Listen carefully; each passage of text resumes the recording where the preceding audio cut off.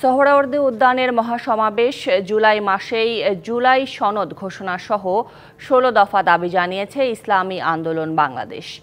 পাশাপাশি সমাবেশে জুলাই হত্যার বিচার, সংস্কার ও সংখ্যানুপাতিক পদ্ধতিতে নির্বাচনের ডাক দেন দলটির নেতারা।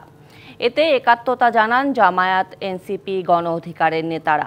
এ সময় জামায়াতের সেক্রেটারি জেনারেল বলেন, পিআর পদ্ধতি ছাড়া দেশের মানুষ নির্বাচন গ্রহণ করবে না।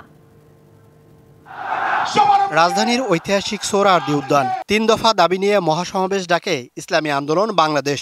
সেই আয়োজনে সকাল থেকেই আসতে থাকে নেতাকর্মীরা। 10টায় কোরআন তেলাওয়াতের মাধ্যমে শুরু হয় সমাবেশের প্রথম পর্ব।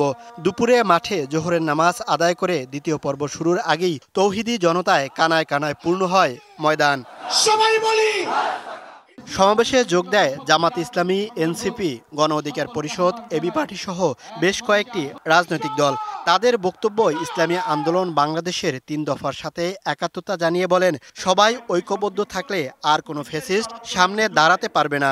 দু একটি দলের উপরে ভিত্তি করে দু একটি দলের কথায় সংস্কারের নকশায় পরিবর্তন আনা যাবে না।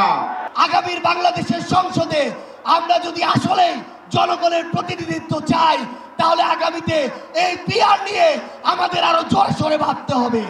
বৃষ্টি উপেক্ষা করে মঞ্চে আসেন ইসলামী আন্দোলন বাংলাদেশের নায়েবে আমির মুফতি সৈয়দ মোহাম্মদ ফয়জুল করিম। বক্তব্য রাখেন দলের সিনিয়র নেতারা। এসএমসি ওটসালাই এলো আরো উন্নত নতুন প্যাকে, জীবন বাঁচায়, জীবনকে এগিয়ে নিয়ে যায়। ওই সংসদের মধ্যে কলেমার কথা হবে, কোরআন ও সুন্নাহর কথা হবে, লা ইলাহা ইল্লাল্লাহ উচ্চারিত হবে। গোটা বাংলাদেশের মানুষ শান্তিতে বসবাস করতে পারবে। অন্তর্বর্তী সরকারের সমালোচনা করেন জামায়াতের সেক্রেটারি জেনারেল। পিআর পদ্ধতি ছাড়া নির্বাচন বাংলার মানুষ গ্রহণ করবে না।